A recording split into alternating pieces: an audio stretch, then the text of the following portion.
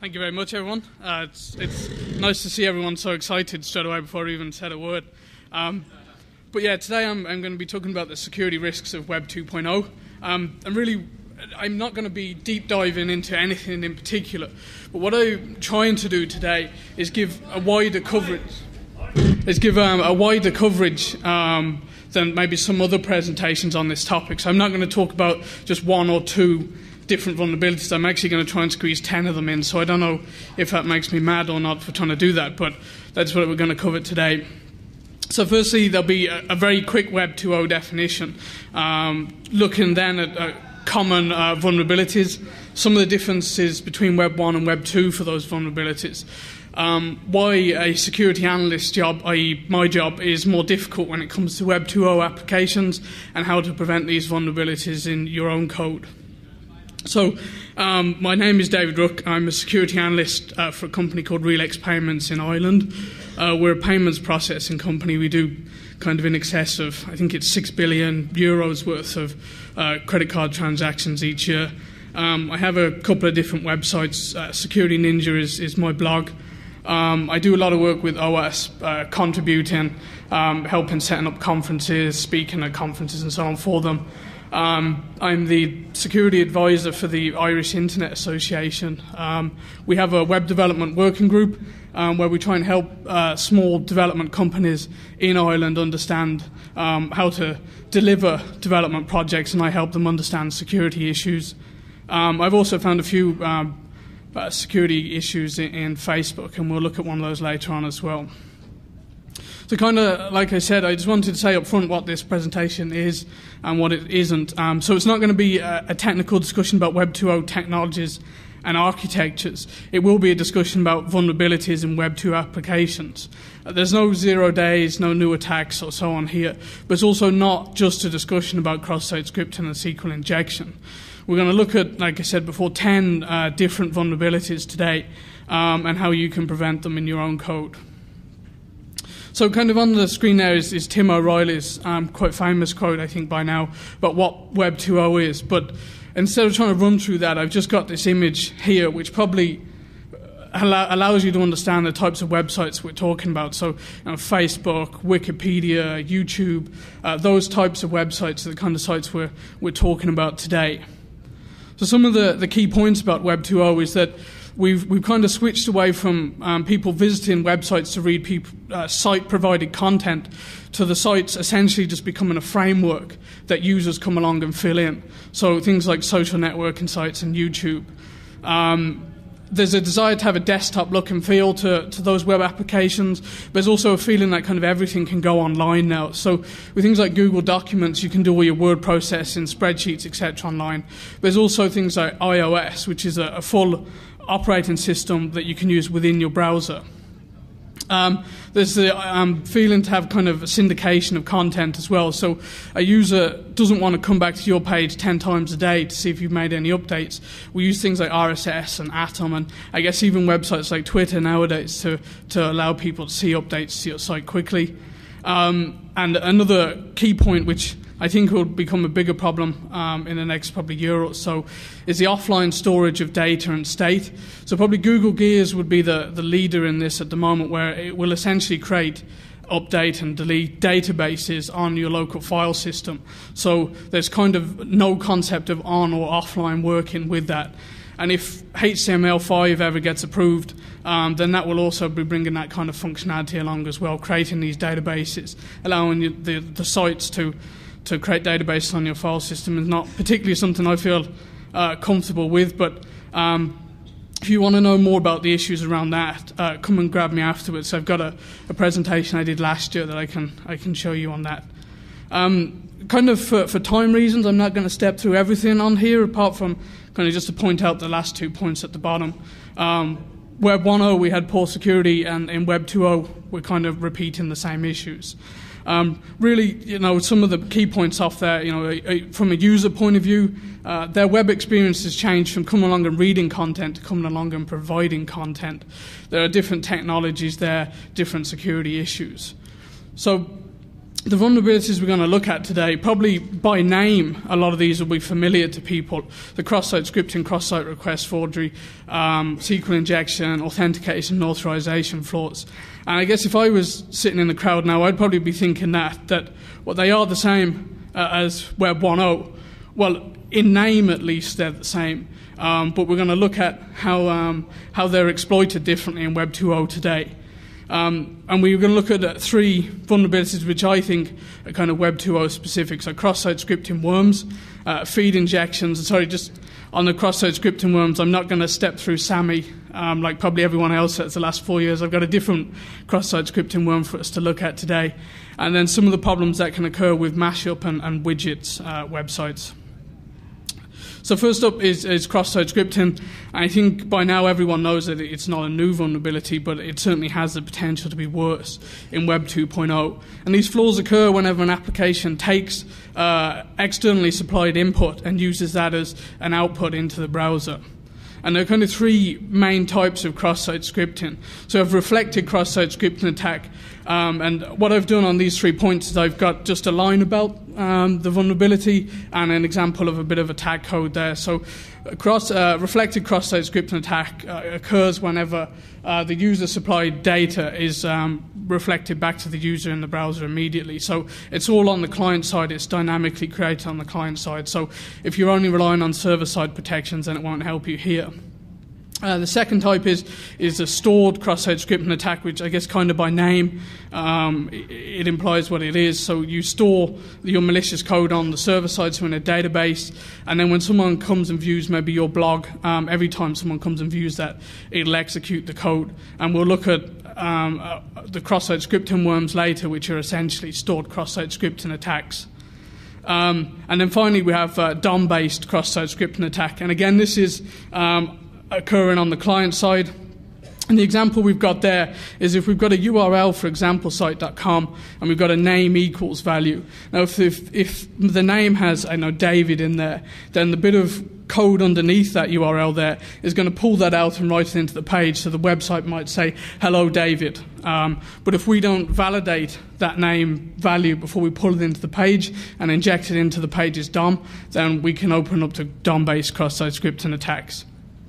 So how can this get worse in Web 2.0? Well, we just mentioned DOM-based cross-site scripting attacks, and the DOM manipulation to give kind of a dynamic interactive feel to Web 2 applications is kind of becoming more and more vital all the time. So if we think when we make these updates to the DOM, if we're pulling in data from external sources and injecting it straight into the DOM, then we could be opening ourselves up to security issues there, and we're going to look at an example in a second of that. We have user-controlled data in more places. You know, the web experience for a user anymore isn't just coming along and putting data into a search field or form fields. The website as a whole, things like Facebook, for example, is pretty much built from user-supplied data. So from a security point of view, validating all of that data and making sure you don't get caught out with security issues is more difficult. We also have now self-propagating cross-site scripting attack code. So the cross-site scripting worms that I was talking about, we've got a section later on that, but really they're stored cross-site scripting attacks, and we'll look at, again, an example later on.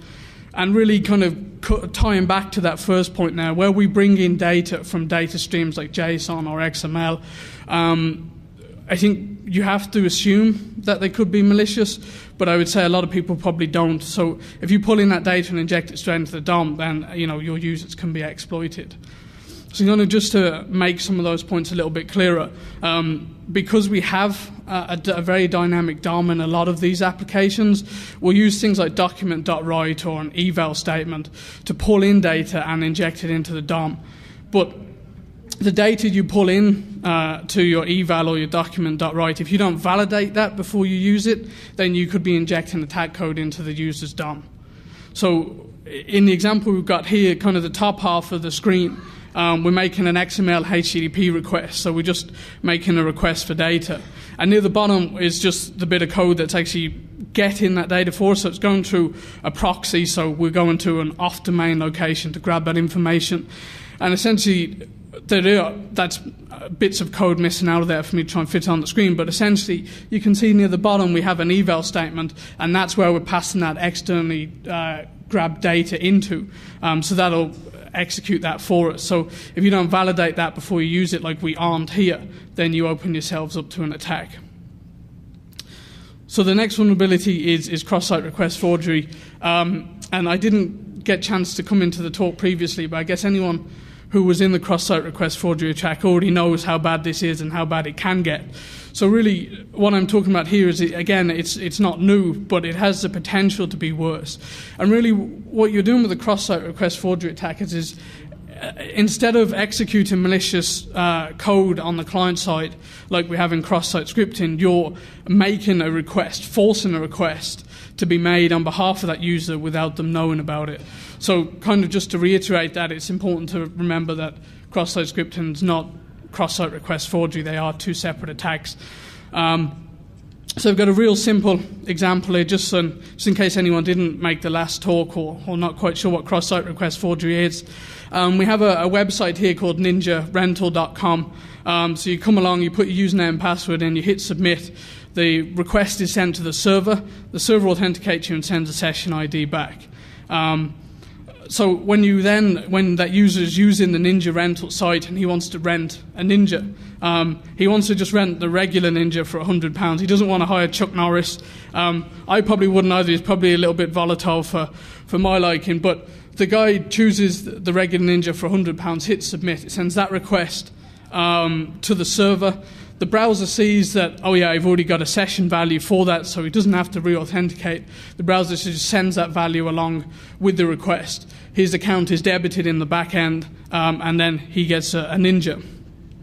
What if, whilst he's still authenticated to that site, I get him to come along to my dodgysite.com, and whilst we might be laughing at Agent Smith there to start off with, I think ultimately he's going to have the last laugh here, because whilst you might think we can't make this request from this other site, we can use some tags like an image source tag or an iframe source or a script source tag to bypass a protection mechanism called the same origin policy, which should have prevented this attack happening. But by design, those three tags allow that attack to happen.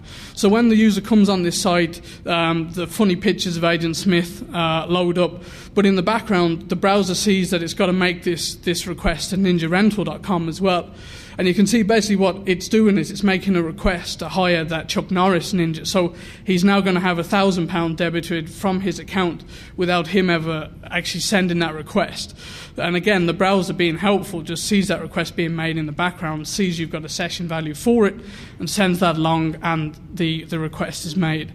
So some people look at those examples and say, well, that's probably a bit too simple to work in the real world. We're going to take a look at an example in a minute where an attack almost the same as that was being exploited against Gmail for about 18 months, I think, before it was fixed. So what can make this worse in Web 2.0? Well, we can do attacks using XML and JSON. I'm going to look at a JSON-based cross-site request forgery attack in a minute. They can be a little bit tricky to do, but they're certainly possible. And one of the biggest issues with Web 2.0 is that cross-domain access is essential. When we look at things like mashup sites, they are essentially a cross-site scripting attack in the way that they're built, and they have to allow that cross-domain access. I think, talking about the mashups, I think Douglas Crockford once said that they are kind of built as a cross-site scripting attack because everything is cross-domain requests. And then really, like I mentioned before, same origin policy isn't going to protect you. Whether we're still relying on same origin policy or not, we're going to see less and less protection from that going forward. So things like the XML HTTP request and even JSON data should only be called from the same domain. But again, we're going to look at in a second how you can get around that as well. So firstly, a very simple real-world example of a cross-site request forgery attack against Gmail that essentially brute-forced a password reset against your account. So again, it was using the image source and the iframe source tags. So again, we're starting to see similarities to the example earlier. So So what the researcher found was that he could make these requests directly to reset the password with Google. So it has to provide an old password, so your current password, and then the password he wants to reset your account to. Now, normally when you do the password reset with Gmail, you have to enter a CAPTCHA. But by making this request directly, he could bypass the CAPTCHA system. So he could brute force those values and try and reset your password for you. As I said, I think it took around 18 months, I think, from this guy first reporting it to when it actually got fixed.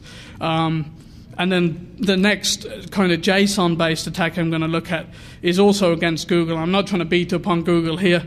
Just like later on, I'm not going to try and beat up on Facebook. But they've got the best examples of these attacks so far, in my opinion. So normally, as I said, the XML HTTP request should only be able to pull in data from the same domain location. And the same for JSON. We shouldn't be able to request data from an off-domain location. But that's not very Web 2.0 friendly. We mentioned before that we have to allow that cross-domain access. So we have a thing called JSON callbacks. And what a JSON callback allows you to do is to wrap the JSON data within a JavaScript function. So you can make that cross-domain request or grab that data, the JSON data, from a separate domain. So what a researcher found out was that he could use this to his advantage and steal your Google contacts. Now, fortunately, he only used it as a proof of concept, so he didn't really steal your contacts, but obviously other people could do. So really, at the top of the screen now, we have the JavaScript function called Google, and we're waiting for the JSON data to be wrapped in there, essentially. When he receives it, he's just going to do a document.write, write out your contact information to the page there. So at the bottom, we can see that there's also a URL to Google Docs. So normally what this URL would allow you to do is, when you're using Google Documents, you should be able to view your contacts whilst you're doing it. But the researcher found out if he put the callback parameter on the end of the URL, wrap that within a JavaScript function, whenever you come to his page, that code would execute, grab your contacts, and then, well, in this case, he just write it to the page, but he could have sent that anywhere he wanted. So SQL injection, again, not a new vulnerability. It's been around for a long time. And what we're seeing now is probably a different way of exploiting SQL injection, or a different motive for the attack in particular. So again, it's not new, but it's potentially worse. And really, what a SQL injection attack is, it allows an attacker to inject his own bit of SQL into your backend SQL query. So we have a really simple example here where we're going to take in a username from the user, and we'll do a select star from users where the name equals the username that the guy's provided. So if he provides, a 1 or 1 equals 1, the example that probably everyone's familiar with, then that query will become, give me all the usernames where it's 1 or 1 equals 1. So give me all the names where it's equal to true. And again, this is a real simple example, but we're going to look at a real-world exploit in a minute, which wasn't too much more complicated than this.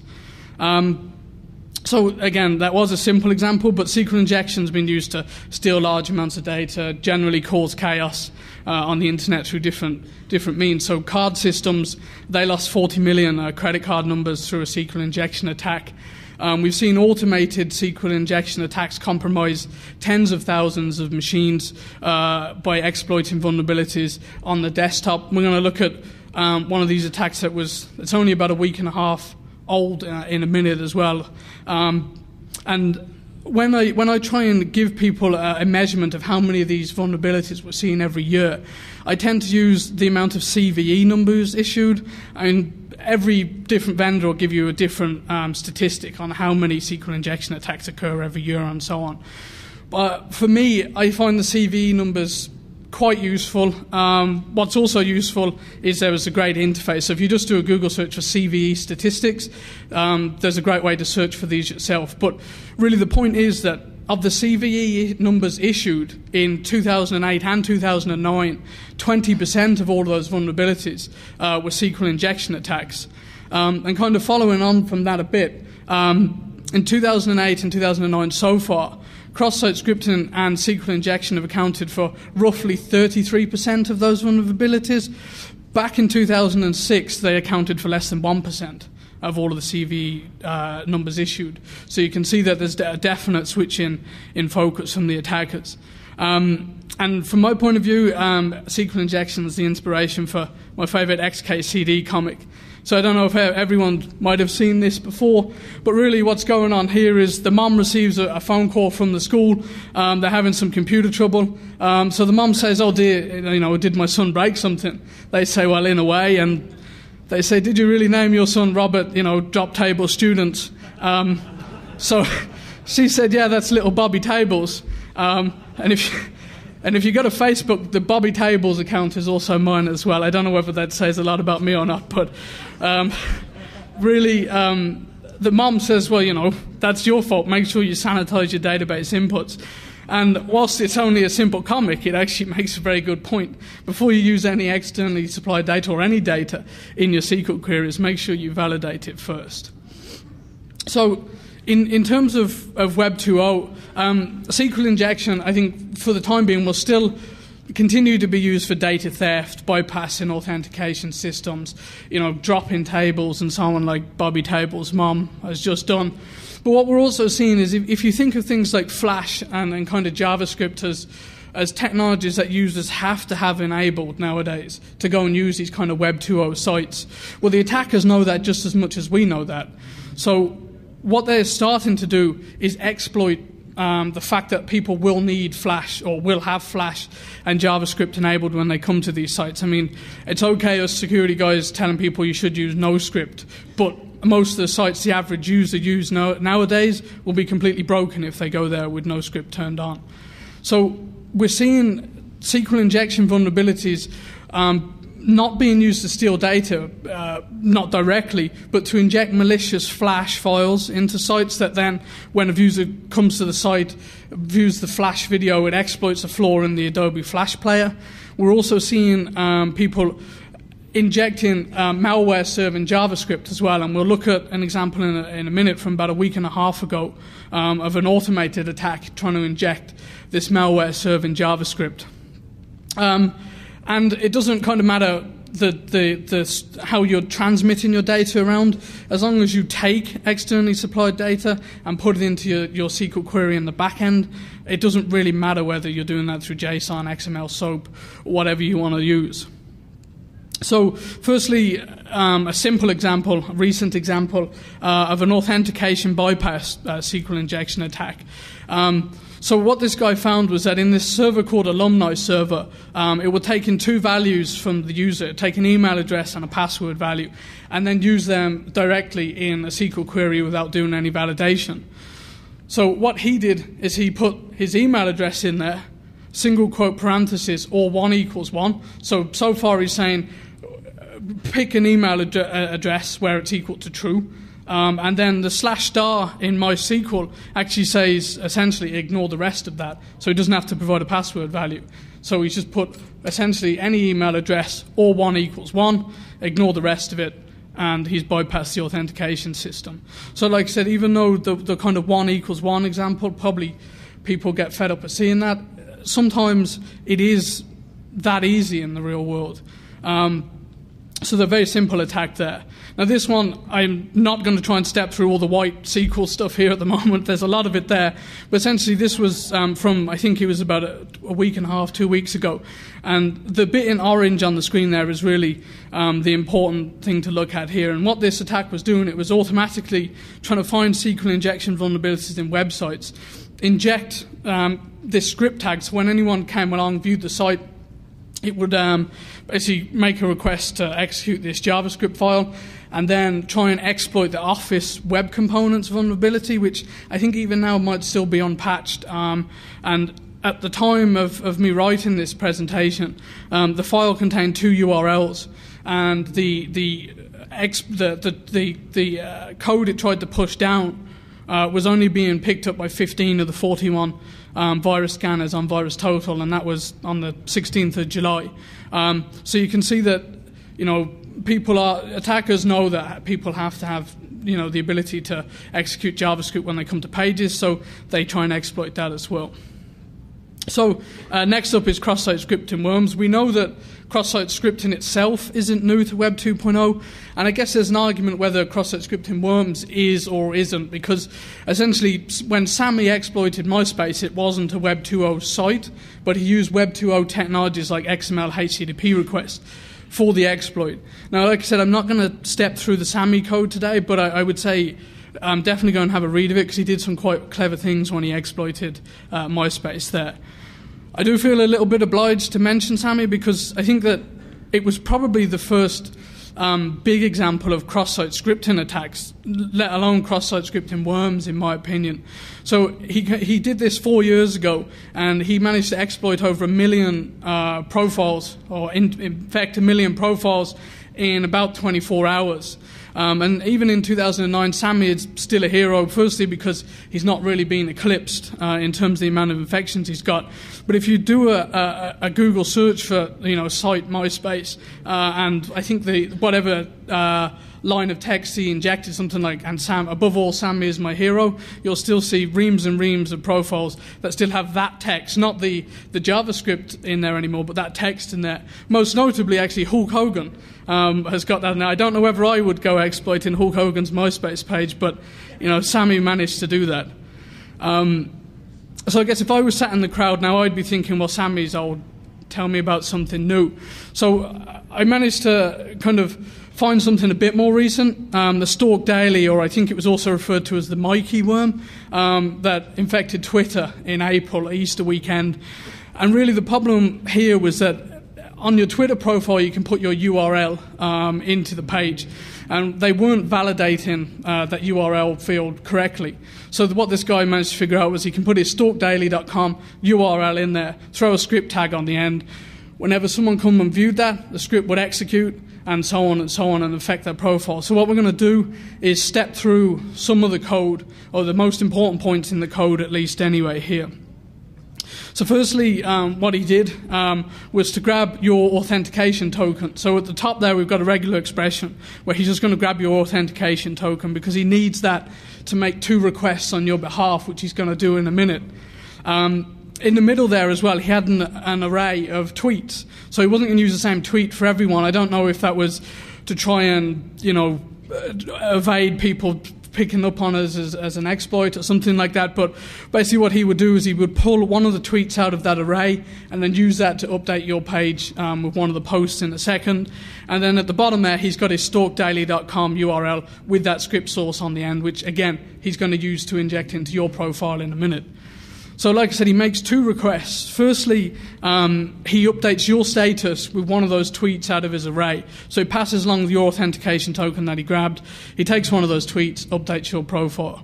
And then secondly there, he makes a second post to change your account settings to include his attack code.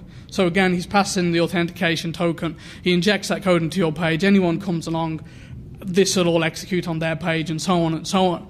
I think he got something like 17,000 infections with this Stalk Daily worm. They fixed it, and he did another worm the day after. I think that was the Mikey worm. I think he exploited a different flaw, pretty much the same thing in Twitter 2 days in a row. So just 2 more extra points there as well. He needed to have your screen name to make a post on your behalf. So again, he's got another regular expression there where he pulls your screen name out of the meta content field so he can make those updates on your behalf. And then lastly, at the bottom there, he takes your username and cookie and sends it off to another domain of his. Why not? If you can take everything you can get. That's not my professional opinion, of course. So how will this get worse, or how can this get worse?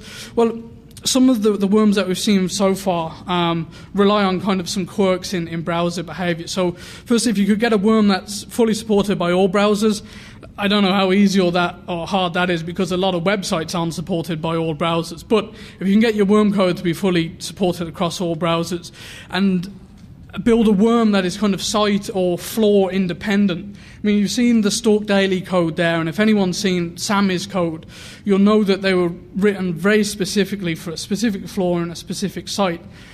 If you could find a way of writing a kind of a universal or generic cross-site scripting worm then you could have whatever you want to call it, an intelligent hybrid superworm. Now, PDP and Billy Hoffman have done some great research on this. I'd recommend, if you want to learn more about this specific issue, take a look at it. But really what they're proposing is if you can build this kind of generic worm code that can go to sites like XSS.com. I think there's an area on RSnake's forum as well that talks about new cross-site scripting attacks. But mainly XSS.com, if you go there, it not only tells you the site that was exploited, but I think exactly where the flaw is and so on. If you could go to that site, pick the top 50 off and go and automatically exploit all of those with the worm similar to Sammy or Stalk Daily, then you could be talking at millions of people infected, depending on who you're exploiting. And then lastly, one of the things that I don't think we've seen on a wide scale yet is using cross-site scripting worm infections for distributed denial of service attacks. If you think Sammy essentially had 1 million plus browsers under his control at one point or another. Now what if he would have used every one of those to make 100 or 1,000 requests to your website? You're talking the kind of traffic that not many websites would be able to handle, hundreds of millions of requests. So we've not really seen that yet, but it's something that is possible. If you've got a big enough amount of people infected, then people might use it in the same way as they would use a traditional kind of botnet. So the next thing I want to quickly look at is feed injection. So like I said at the start, with Web 2.0, we don't want people to have to come back to our site every half an hour to see if we've made an update to our blog. We want them to be able to pull that down automatically with things like RSS and Atom and using readers to pull that down.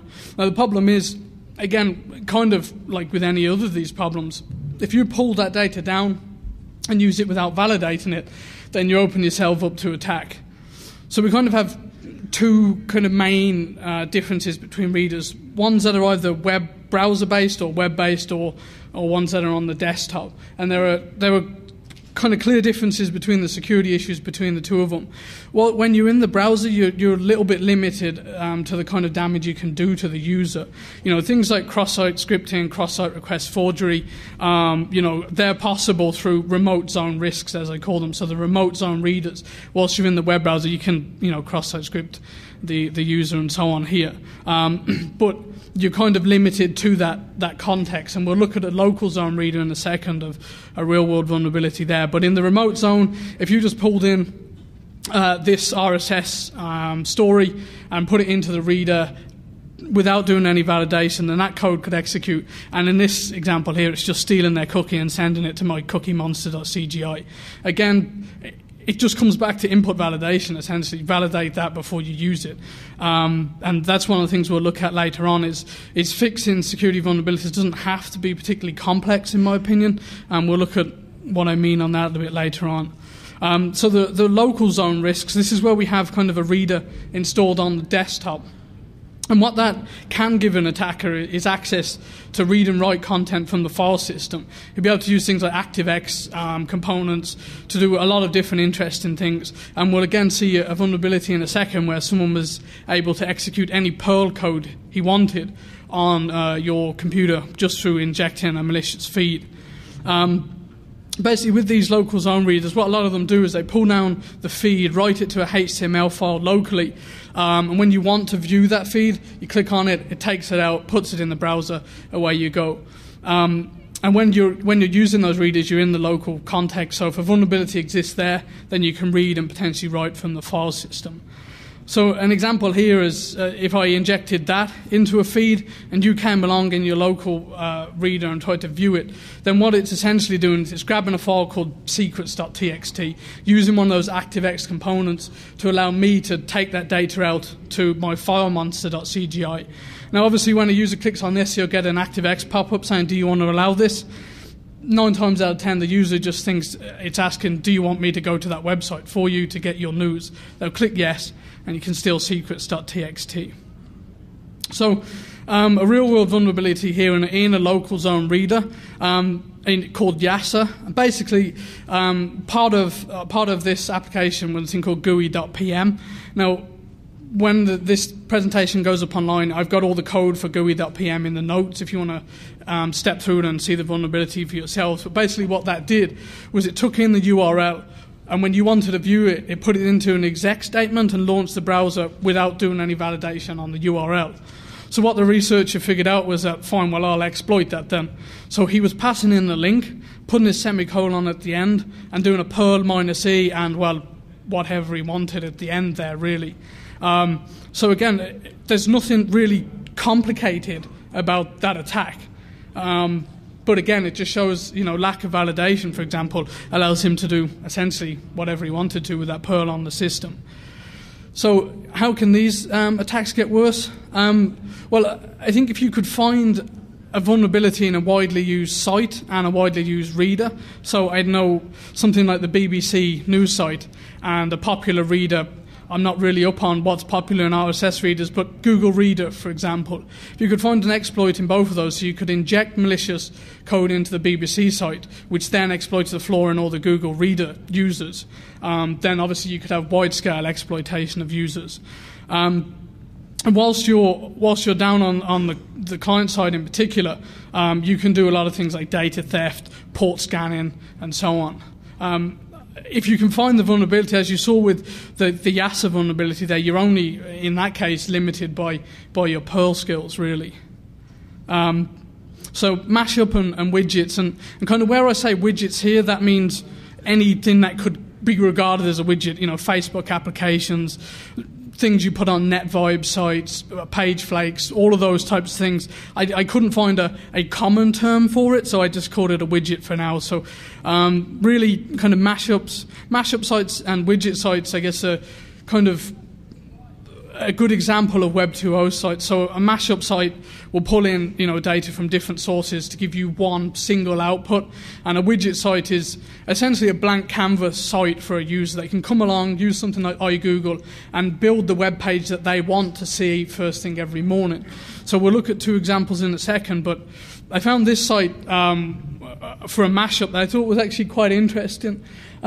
What this site does is it takes in news feeds, I don't know where they get them from, but Reuters in this case, and it's looking there and it's saying that story is coming from London, so I'll take you to London on Google Maps. Simple example, but we see a lot of similar types of sites that out there where they take something and show it you on a Google map. The problem is, and like I said, Douglas Crockford said that a mashup is essentially a self-inflicted cross-site scripting attack, but we're pulling multiple inputs and giving it to you in one output as a user. Now, we're pulling that data from multiple sources, and again, if you don't validate that and just push it straight out there into one place for the user, then you can exploit the user. If you think of maybe a similar example to the one we just looked at, maybe a photo website where you take your photos and you put a location tag in there saying where you took the picture. Now, if someone comes along and he wants to map your photos to Google Maps, then you might have to provide your photo site logon details to him. Now, normally if you go to your photo site, it's probably SSL'd and so on, and you're comfortable with the fact that your credentials are probably protected in transit. But how do you know that the mashup site, that essentially that man in the middle, how is he handling that data for you? Is he taking a copy of it from himself? Is he just sending over HTTP instead of SSL? And I guess whilst I'm speaking at DEFCON, probably everyone's thinking, well, SSL is not that great either. But the point is, if he's not protecting it in transit, then you can lose that data. And mashups, they by default, by their design, they have to have that cross-domain access. So again, if we were still relying on same origin policy, it's kind of goodbye to those types of protections anyway now. And then ultimately the mashup site is the middleman, and you have to decide, do you trust the mashup site itself? On the example before, I'd probably trust Reuters, I'd probably trust Google Maps, but the output I'm getting is strictly speaking not from either of those. It's coming from the mashup middleman site itself. So there's the potential for maybe if you have a housing site, for example, and people come and look at it on Google Maps and say, oh, I want to go to an area with a lower area of crime. Now, how do you know that the mashup site, the middleman there, isn't trying to sell you his house is editing that data on the way through to you and saying, yeah, my area is in the lowest crime area, buy my house from me for an inflated price. And it really comes back to, again, you might trust the individual sources of data, but you're not getting it from those. You're getting your output from that middleman. From a widget point of view, I've used iGoogle here, but you can see it's essentially a way of pulling different little applications or bits of code or however you want to call it to give you that customized kind of page. So, giving you access to your emails, stock prices, news, calendaring, and so on a single page. So again, it's really just multiple applications, like I said, different components. The problem can come, though, is if you have a shared DOM model between all of those widgets. So if I have my Security Ninja widget up here, and you've got your stock price and your email widget down here, and we're in the same DOM, then my widget can potentially read your emails or make stock trades on your behalf. Because whilst they're all within that same DOM, I can also access any of the document dot whatever elements from my Security Ninja widget. So for your cookie or even doing things like key login, stealing data, as I said, from your Gmail widget. And I think more important than that previous point is that these widgets are developed or can be developed and uploaded by literally anyone. And anyone could include malicious users. Now, there's not a sign on iGoogle saying, yeah, this is a malicious widget, don't install it. That's down to you as an end user. And I've got an example of a Facebook application I want to look at in a minute, but what Facebook's saying in their terms and conditions is basically we're not going to review any of that. If there are security problems with any of these applications, it's down to the users themselves to report that to us. So again, you install these very much at your own risk. So in Facebook, there was an application called the Secret Crush application. And basically, you got a message pop up saying someone's got a secret crush on you. Do you want to go and find out who it is? If you want to go and find out who it is, click here. Oh, surprisingly, you have to install this application as well to find that out. You install it, and then an iframe pops up afterwards. Now, this iframe wasn't pushing malicious data directly itself. Basically, what it was saying, well, now you've got your Facebook application, do you want to install this other thing from us as well on your desktop? And the iframe was being served up by a company called Zango, who are quite a well-known spyware company. So if you install that on your desktop, you've got spyware down there. So really, like I said, it prompts you to install spyware. They managed to get that on 4% of all the Facebook profiles, so 4% of 250 million users. And probably at the end of the day, none of those users really loved you. Only Zango probably did. And that's not really a good place to be. I'm going to have to fly through these last few now, but next up, information leakage. Really what we're talking about here is if your application crashes or someone does a SQL injection attack, you don't spit out internal information back to the user. So a simple example here, we've got a URL, I throw and user columns equals 2 on the end, trying to do a bit of SQL injection attack. We don't handle the error properly. It spits out this internal SQL error message back to me. So yeah, real simple example there.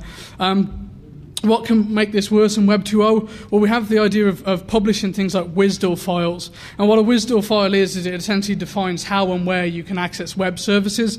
There's a lot of information in there that makes it easy to people to come and use your web service. It also makes life easier when I want to come and hack your web service as well. We're also doing a lot of kind of business logic, validation, storage of data down on the client side as well. And again, we're going to look at 2 quick examples here. So my Google hacking skills, not really fantastic. I don't think I'm going to replace Johnny iHack stuff yet, but we're doing a file type WSDL search. You can just go and look at these WSDL files and you can see people straight away here saying, yeah, here's the technology I use in the back end to create these files. Again, not going to bring the house down by themselves, but if I'm trying to fingerprint your infrastructure and find out what you're doing, it's a little bit of a help there. And this one here also made me laugh a bit as well. Now I don't have to try and figure out how you're validating my data because you're telling me up front. So you're telling me I'm going to take your email address. This is the amount of character space you've got to play with, and here's the pattern I'm going to match that against as well. So I don't have to bang my head away on the keyboard. I can just go and grab your WSDL file and find that out for myself. Another quick one here, if we're doing validation of data on the client side, always back it up server side, and never assume if you're storing sensitive data on the client side that it's going to be safe. So the Macworld conference found that out the hard way in 2007. Basically, in the client side JavaScript, they had an array of hashes. And what was happening here is when you went to buy a pass for the conference, there was a special codes field. When you put anything in that special codes field, it checked it against these values. So the researcher looked at it and thought, well, okay, let me see if I can brute force one of those values. And he brute forced one of them in like 10 seconds and got a $2,000 platinum pass to the conference. When there's money involved, that kind of money, don't do silly things like that. I think they got caught out the following year again by the same research with something very similar as well. So yeah, it's not a good idea. Authentication and authorization flaws, really making sure that whoever's using our application is who they say they are and not accessing things they shouldn't do. So with authentication and authorization, we're looking at things like, making sure that passwords have maximum age, reasonable lengths. If we use things like capture systems, make sure it's not just there to look pretty, that it's actually a useful capture system. I was using a website back home before I came out the other day, and they had 4 numbers in the capture, and they had 2 little red lines, one above the numbers and one underneath the number. It's not really obscuring the capture at all. So if you're going to use it, make sure you use a decent one. It's not easy to get right. Microsoft, Google, Yahoo, they all push capture systems out there that have been broken. So if you're going to put that out there, make sure it actually does something for you. From a session management point of view, make sure your IDs have sufficient entropy, so every character is random enough. Don't have predictable session IDs, don't reuse session IDs, and so on. A flaw I found in Facebook earlier this year, which allowed me to bypass the prevention, the security mechanism, they had on accessing people's picture albums. So what they found out is they had a very predictable URL to access photo albums. So the URL just had 3 parameters. It had an album ID, a user ID, and an L equals value. And the L equals value is the only unique value in some instances. So everyone's profile pictures album always had an album ID of -3. So I don't have to guess that. The user ID value, I don't have to be your friend or anything to get that, and just do a search for you in Facebook, hover my mouse over the add friend link, and I can just see your user ID. So I'll pop that in there. So again, I don't have to try and brute force that. So I just needed to brute force the L equals value. They used 5 characters, A to F, 0 to 9. It didn't take the Burp Suite very long to brute force those for me. If you go to my blog, you'll see that they did fix it, but they fixed it very badly. So the example I'm going to show you in the Burp Suite now would still apply. It would just take a little bit longer. So really what I did is I loaded the URL up into Burp Suite. I'm sorry that the pictures are a little bit fuzzy, but like I said, if you go to my blog, there's a full write-up on the Facebook issue there. The 2 red values is basically I'm saying brute force those 2. It went away, brute forced them, found a genuine URL for me. I threw that into the browser and I could access Bobby Table's photos. I'm not logged in, I'm not his friend, anything like that. So again, it worked for different albums and so on as well, but you had to brute force the album ID value and so on. But as I said, if you go to my blog, search for Facebook, it'll be all up there. What makes it worse in Web 2.0? If we use capture systems that don't provide actually any increase in security, then they might as well not be there. More access points in Web 2.0 makes it more difficult to identify weaknesses. Using things like single sign-on, your Google account, one username password for loads of sites, its selling point is also its biggest security issue in my eyes. And then growth in some of those other attacks, so cross-site scripting, for example. You might have the most random, longest, strongest session ID in the world. If you've got a cross-site scripting vulnerability, they can just grab that anyway, and it doesn't really matter. Running out of time here, guys, but insecure storage and communications of data, really not encrypting data when you're storing it or transmitting it, using weak protection mechanisms and so on. Those types of things are what I'm talking about here. What makes this worse in Web 2.0? More data in more places, including the client side. We saw that with the Macworld vulnerability before. If you can't be confident about securing it, don't put it in that location is pretty much the answer. And when you mix secure and insecure content on a single page, the insecure content can undermine the secure content security. There's a talk by Sam Bowen and I think Robert Hansen as well at 3 o'clock today. I think that's what they're talking about, so go along and look at that. Kind of what makes my job harder, Web 2.0, more code, and the applications are largely more complex. It has to be generally more than one language as well now. So people are using the best language for the job, so JavaScript down on the client side, PHP or whatever on the server side. just little differences between languages, even right down to if you look at your regular expressions you use for input and output validation. Different languages have slightly different formats or syntaxes for their regular expressions. So it's more of just getting all those little bits right between different languages. The dynamic nature of the pages themselves in Web 2.0, a single page could have many different representations of that page because we create them dynamically with things like, manipulation of the DOM. It's difficult to make sure that you've tested every type of page A, for example, and then the increased amount of input points makes it more difficult to make sure you're validating every input that comes in. How can you prevent these vulnerabilities? One of the approaches that I take, and if you want more in-depth information on these principles, if you go to my blog, I spoke about them at Security B-Sides on Thursday, so there's a whole PowerPoint up there for that.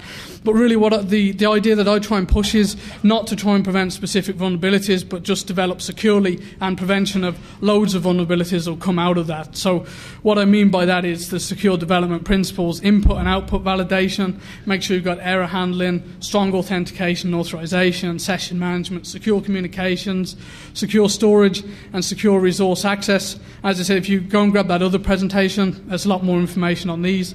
And then just visually here to finish off, secure development doesn't happen by accident. You need to plan it right at the start, have it in your requirements and design documents, do things like threat modeling, educate your developers. Don't just assume that they're going to be able to develop securely. Educate them so they can build security into the code, make it part of the application's DNA. Think of it as you make it part of its DNA instead of trying to put a coat around it at the end, because it will fail if you try and do that. Get someone independent from yourself to review the code, and then finally try and hack it yourselves before it goes live. So thank you very much. A few security issues in Facebook, and we'll look at one of those later on as well. So kind of, like I said, I just wanted to say up front what this presentation is and what it isn't. So it's not going to be a technical discussion about Web 2.0 technologies and architectures. It will be a discussion about vulnerabilities in Web 2 applications. There's no 0 days, no new attacks or so on here, but it's also not just a discussion about cross-site scripting and SQL injection. We're going to look at, like I said before, 10 different vulnerabilities today, and how you can prevent them in your own code. So kind of on the screen there is Tim O'Reilly's quite famous quote, I think by now, about what Web 2.0 is. But instead of trying to run through that, I've just got this image here, which probably allows you to understand the types of websites we're talking about. So Facebook, Wikipedia, YouTube, those types of websites are the kind of sites we're talking about today. So some of the key points about Web 2.0 is that we've kind of switched away from people visiting websites to read site-provided content to the sites essentially just becoming a framework that users come along and fill in. So things like social networking sites and YouTube. There's a desire to have a desktop look and feel to those web applications. There's also a feeling that kind of everything can go online now. So with things like Google Documents, you can do all your word processing, spreadsheets, etc. online. There's also things like iOS, which is a full operating system that you can use within your browser. There's the feeling to have kind of a syndication of content as well. So a user doesn't want to come back to your page 10 times a day to see if you've made any updates. Thank you very much, everyone. It's nice to see everyone so excited straight away before I even said a word. But yeah, today I'm going to be talking about the security risks of Web 2.0. I'm not going to be deep diving into anything in particular, but what I'm trying to do today is give a wider coverage. Than maybe some other presentations on this topic. So I'm not going to talk about just one or two different vulnerabilities. I'm actually going to try and squeeze 10 of them in. So I don't know if that makes me mad or not for trying to do that, but that's what we're going to cover today. So firstly, there'll be a very quick Web 2.0 definition, looking then at common vulnerabilities, some of the differences between Web 1 and Web 2 for those vulnerabilities, why a security analyst's job, i.e. my job, is more difficult when it comes to Web 2.0 applications, and how to prevent these vulnerabilities in your own code. So my name is David Rook. I'm a security analyst for a company called Relax Payments in Ireland. We're a payments processing company. We do kind of in excess of, I think it's 6 billion euros worth of credit card transactions each year.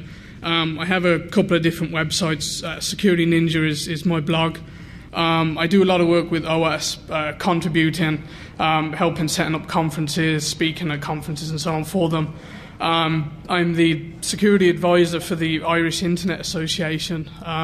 We have a web development working group where we try and help small development companies in Ireland understand how to deliver development projects, and I help them understand security issues. I've also found a based cross-site scripting attack, and again this is occurring on the client side. And the example we've got there is if we've got a URL for examplesite.com and we've got a name equals value. Now, if the name has, I know, David in there, then the bit of code underneath that URL there is going to pull that out and write it into the page. So the website might say, hello, David. But if we don't validate that name value before we pull it into the page and inject it into the page's DOM, then we can open up to DOM-based cross-site scripting attacks. So how can this get worse in Web 2.0? Well, we just mentioned DOM-based cross-site scripting attacks, and the DOM manipulation to give kind of a dynamic, interactive feel to Web 2 applications is kind of becoming more and more vital all the time. So if we think when we make these updates to the DOM, if we're pulling in data from external sources and injecting it straight into the DOM, then we could be opening ourselves up to security issues there, and we're going to look at an example in a second of that. We have user-controlled data in more places. You know, the web experience for a user anymore isn't just coming along and putting data into a search field or form fields. The website as a whole, things like Facebook, for example, is pretty much built from user-supplied data.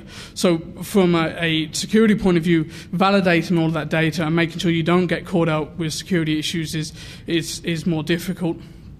We also have now self-propagating cross-site scripting attack code. So the cross-site scripting worms that I was talking about, we've got a section later on that, but really they're stored cross-site scripting attacks, and we use things like RSS and Atom, and I guess even websites like Twitter nowadays to allow people to see updates to your site quickly. And another key point, which I think will become a bigger problem in the next probably year or so, is the offline storage of data and state. So probably Google Gears would be the leader in this at the moment, where it will essentially create, update and delete databases on your local file system. So there's kind of no concept of on or offline working with that. And if HTML5 ever gets approved, then that will also be bringing that kind of functionality along as well, creating these databases, allowing the sites to create databases on your file system is not particularly something I feel comfortable with. But if you want to know more about the issues around that, come and grab me afterwards. I've got a presentation I did last year that I can show you on that. Kind of for time reasons, I'm not going to step through everything on here, apart from kind of just to point out the last 2 points at the bottom. Web 1.0 we had poor security, and in Web 2.0 we're kind of repeating the same issues. Really, you know, some of the key points off there, you know, from a user point of view, their web experience has changed from coming along and reading content to coming along and providing content. There are different technologies there, different security issues. So the vulnerabilities we're going to look at today, probably by name, a lot of these will be familiar to people. The cross-site scripting, cross-site request forgery, SQL injection, authentication and authorization flaws. And I guess if I was sitting in the crowd now, I'd probably be thinking that well, they are the same as Web 1.0. Well, in name at least they're the same. But we're going to look at how they're exploited differently in Web 2.0 today. And we're going to look at 3 vulnerabilities which I think are kind of Web 2.0 specific. So cross-site scripting worms, feed injections. Sorry, just on the cross-site scripting worms, I'm not going to step through SAMI like probably everyone else has the last 4 years. I've got a different cross-site scripting worm for us to look at today. And then some of the problems that can occur with mashup and widgets websites. So first up is cross-site scripting. I think by now everyone knows that it's not a new vulnerability, but it certainly has the potential to be worse in Web 2.0. And these flaws occur whenever an application takes externally supplied input and uses that as an output into the browser. And there are kind of 3 main types of cross-site scripting. So a reflected cross-site scripting attack And what I've done on these 3 points is I've got just a line about the vulnerability and an example of a bit of attack code there. So reflected cross-site scripting attack occurs whenever the user-supplied data is reflected back to the user in the browser immediately. So it's all on the client side. It's dynamically created on the client side. So if you're only relying on server-side protections, then it won't help you here. The second type is a stored cross-site scripting attack, which I guess kind of by name it implies what it is. So you store your malicious code on the server side, so in a database, and then when someone comes and views maybe your blog, every time someone comes and views that, it'll execute the code. And we'll look at the cross-site scripting worms later, which are essentially stored cross-site scripting attacks. And then finally we have DOM